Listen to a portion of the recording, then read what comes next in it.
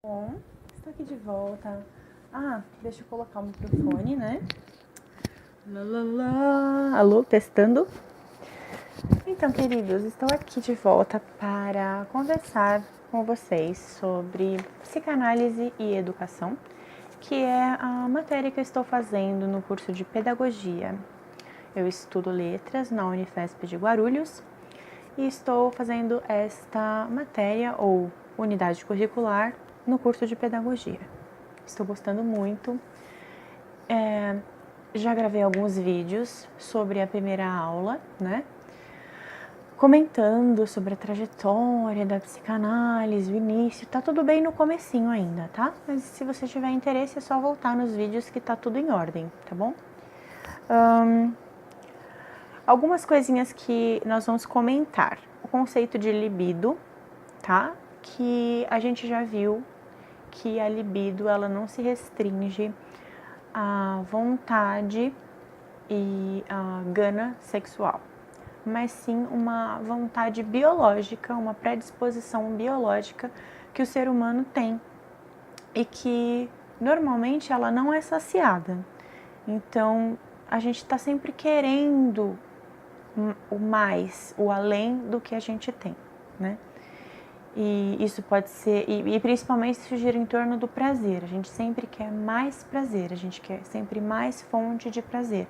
E esse prazer também não se resume apenas ao prazer sexual, mas há várias fontes de prazer para o organismo. Nós também vamos ver que quando a gente começa a estudar a psicanálise e a investigar o inconsciente, a gente orbita por um fator que é a sexualidade, a descoberta da sexualidade, a descoberta de si mesmo, a descoberta do outro. E a sexualidade, ela também não vai se restringir aos seus órgãos genitais. Ela vai ser um sentido mais amplo, ela vai ser um sentido de descoberta do corpo, vai ser um sentido de descoberta da própria autonomia. Então, muito do que se investiga sobre psicanálise está girando em torno dessa parte que a gente chama da sexualidade do indivíduo, tá? Nós já estamos trabalhando com um eu que já é considerado dividido, que tem a sua parte consciente, a sua parte inconsciente, e nós vamos começar a trabalhar a noção de resistência. A gente vai conseguir trabalhar mais sobre isso mais para frente. Uma coisa que no início da psicanálise era dito que quem tinha inconsciente era apenas quem tinha sintomas. E com o avanço dos estudos, o que era considerado um sintoma, né, de uma possível histeria, de um possível distúrbio, começou a ficar mais generalizado. Então,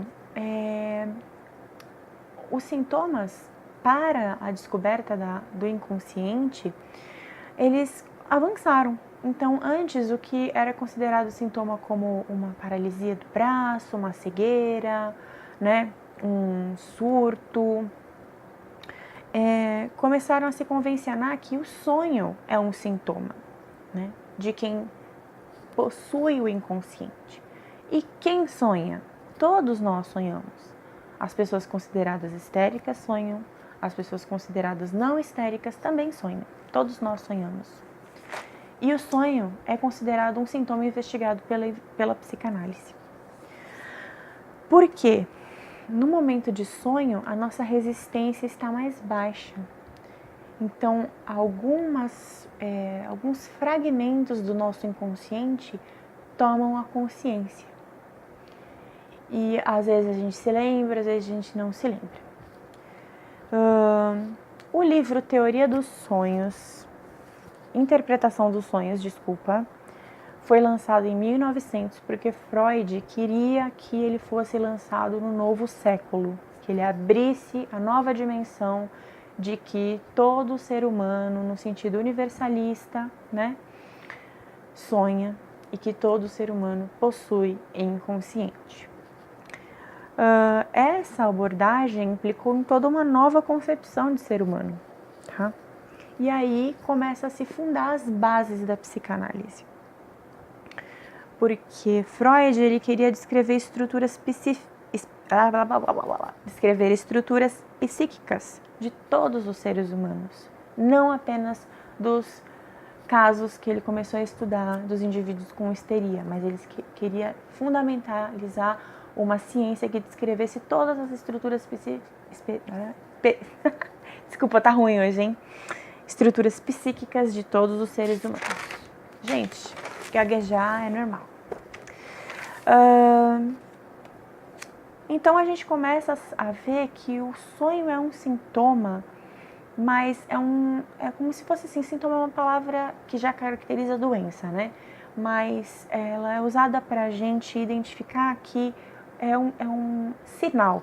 O sonho é um sinal de que há inconsciente no ser humano.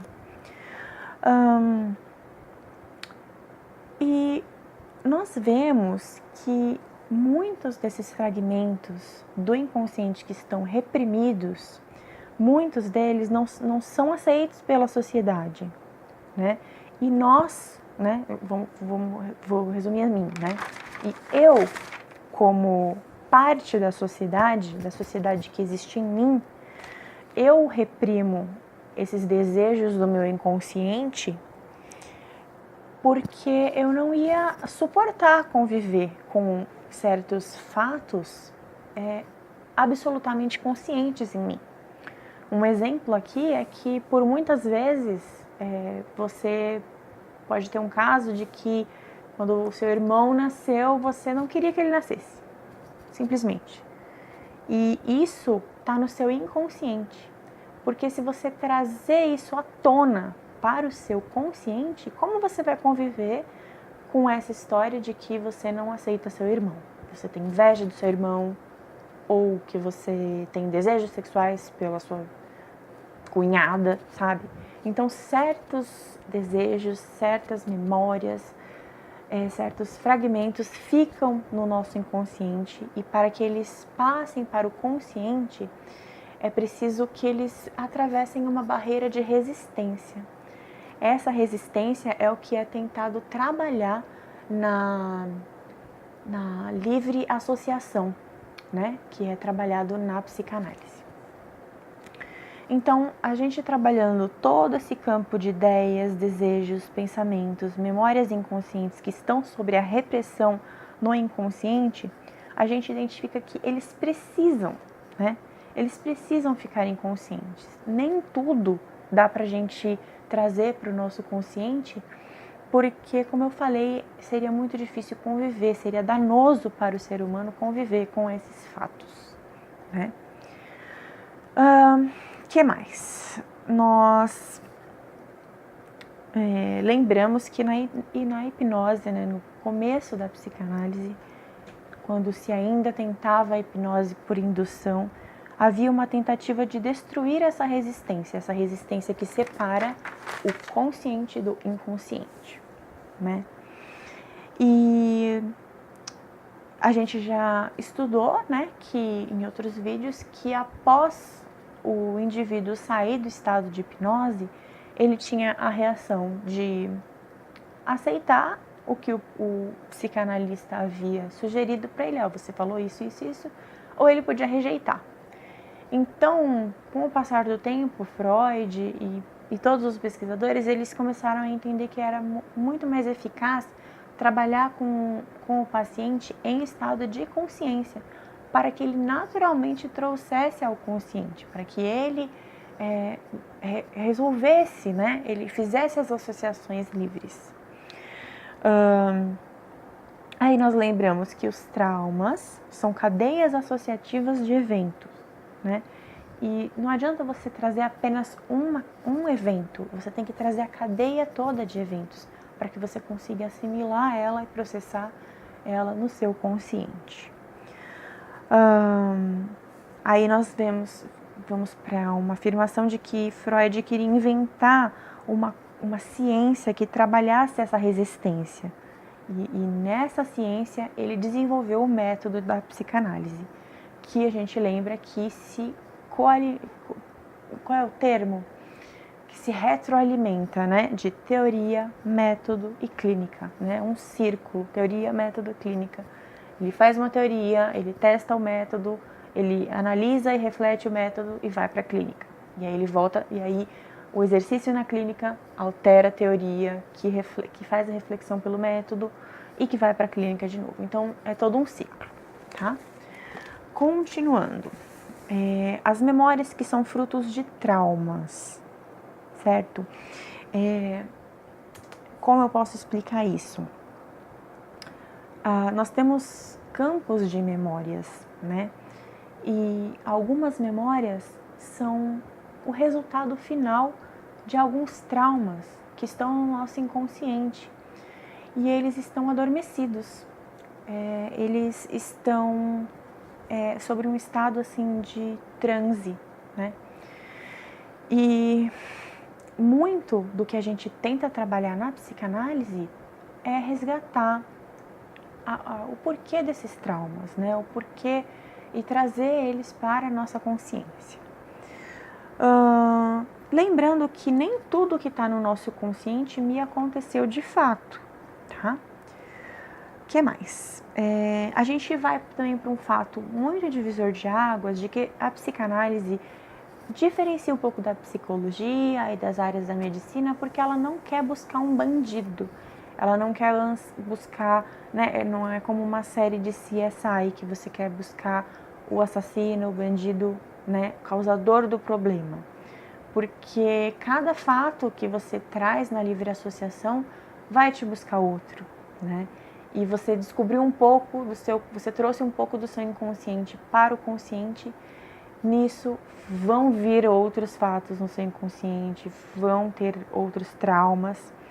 Então, isso faz com que a pessoa, né, todo esse trabalho na psicanálise faz com que a pessoa trabalhe, né, a impressão que ela tem sobre ela mesma, né? Esse conceito que a gente sabe que só veio depois dos estudos, do boom da psicanálise, do ego, né, do conceito de ego, sobre os conceitos que ela tem dela mesma e, consequentemente, sobre o mundo, tá? Que mais? Outra coisa que é muito interessante. Todos nós temos uma perspectiva única sobre o mundo e sobre a vida, tá? E sobre o que nos acontece. Então, vamos imaginar uma história. Nós temos 6 cegos e eles estão ao redor de um elefante. Cada um vai tocar em uma parte do elefante e vai dizer: isso aqui eu toquei na tromba, então isso aqui é uma cobra, né? Ou aí ele toca na pata, ele fala: isso aqui é um tronco de árvore. E aí eles só vão conseguir dizer que é um elefante quando eles tocarem no animal todo. Mas tudo que eles vão estar falando vai ser verdadeiro, só que não vai ser uma verdade completa, porque cada um está observando apenas um único ponto. Essa concepção nos faz refletir de que todos nós, de certa maneira, estamos certos, né, sobre o que acontece com a gente. Tá? Então é muito delicado eu falar para uma pessoa assim: isso não foi traumático, ou isso não é tão importante assim, ou alguém zoar você na escola não vai abalar a sua estrutura. Cada pessoa tem uma vivência e cada pessoa sente as suas próprias vivências, as suas próprias experiências de uma determinada maneira. Então aquilo é verdade para ela, tá? E aí a gente vem para a afirmação de que a psicanálise muda a realidade, pois cada um possui a sua realidade psíquica. Então, essa ideia de que existe apenas uma realidade firmada, ela é muito abstrata, porque para cada um vê o mundo de um jeito, cada um sente o mundo de um jeito e vivencia as suas experiências de uma determinada forma, tá? Então, essa questão da realidade psíquica também é uma coisa muito individual, que também trouxe diferenças na perspectiva da humanidade, sabe? Aí nós vamos para mais uma pergunta, né? Que sempre uma descoberta vai trazendo outras descobertas e outras perguntas. E aí a gente vai para questionamento de que qual é o sistema que organiza as nossas realidades psíquicas, né? O que nós vamos trazer à nossa consciência. E às vezes a gente não lembrar é a gente estar se protegendo de alguns fatos que ainda não estão, que nós ainda não estamos amadurecidos o suficiente para lidar com eles. Então, lembrando que a resistência é um fator importante. Bom, 15 minutos de vídeo, nossa! Então é isso, pessoal. Depois eu falo mais. Beijos. Meus amores.